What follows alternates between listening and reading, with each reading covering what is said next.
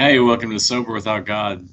I'm Ray. This is Saturday Book Review, and today we are reviewing the 10th book in the Stuart Woods Stone Barrington series, Reckless Abandon. Now, to be fair, I want to say this is the first Stuart Woods book I actually read, and I read it a couple of months ago, and it's what got me on the Stuart Woods kick in the first place. And it's where I was introduced to him, and so it all went downhill from there. And I was like, well, I've got to read more. I've got to start at the beginning. So this was technically the beginning for me. So some of the things didn't make sense to me when I read this book because Stuart Woods likes to backtrack to his former books, and in this book he does the same.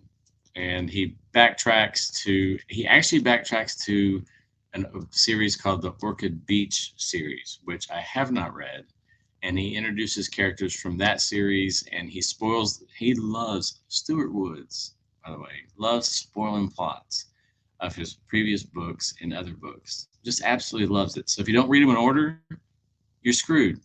You might as well just forget it because he's going to spoil the plot. But I'm not telling you anything that you haven't had a chance to catch up on because this book was written in 2004.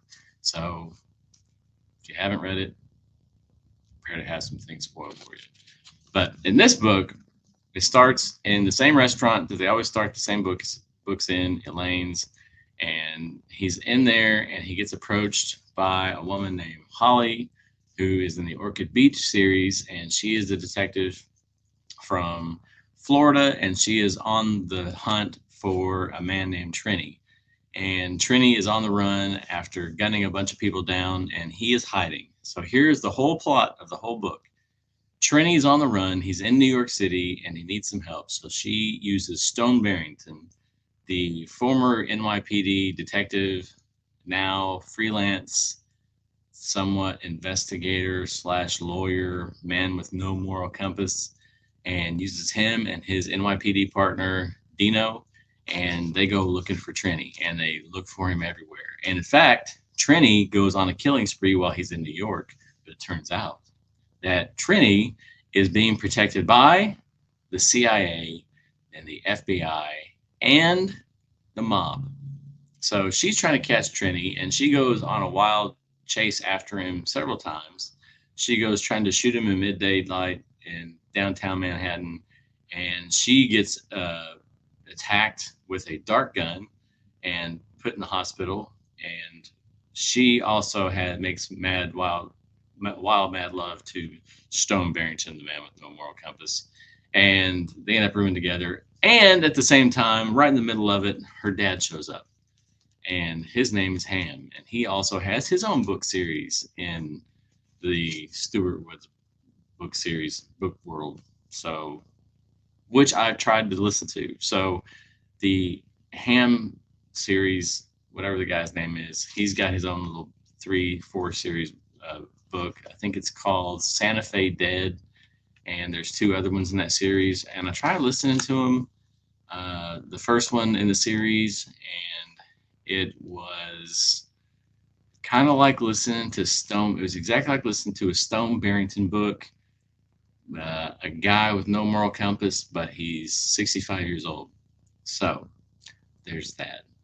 And in this book, Stone gets hired as a liaison to the CIA, which is interesting. He finds out that the woman he's with, Holly, has $50 million stashed in a tree, and she needs legal advice about it. In a tree. That's what I said. She stashed it in a tree. Seems plausible, and it's in a briefcase just sitting somewhere in Florida. The wildest scene, though, takes place while they are finally caught up to this guy, and they think they've caught up to him, and they're lurking in a car, and they get jerked out of the car and taken into the basement of an Italian restaurant, and they're locked in a room that is dead bolted, and they're gonna be taken, and they hear people outside, and I guess in the basement of this Italian restaurant, it's got dirt floors, and they can hear people out there digging graves for them. And he and Holly are waiting to be taken out of there and killed and buried in the basement of this Italian restaurant.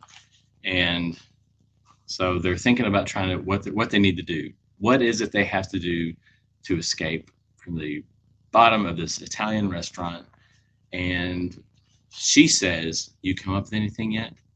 He says, "Not yet." Another loud sigh.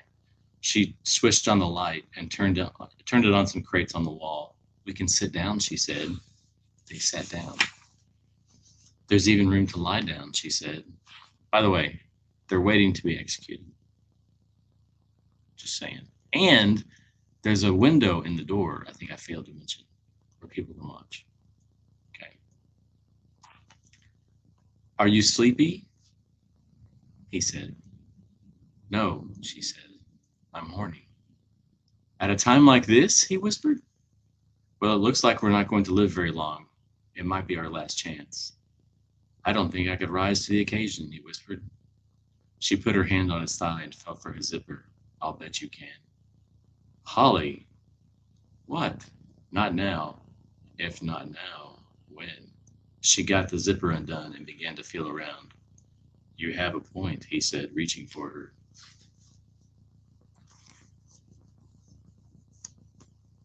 I don't know why this man didn't win any writing awards. Yes, they did it right there, waiting to be executed in the basement of an Italian restaurant. Sounds like a Billy Joel song, doesn't it? So they end up catching the bad guy. She didn't kill him, even though she's been jonesing to kill him the entire book. She didn't do it.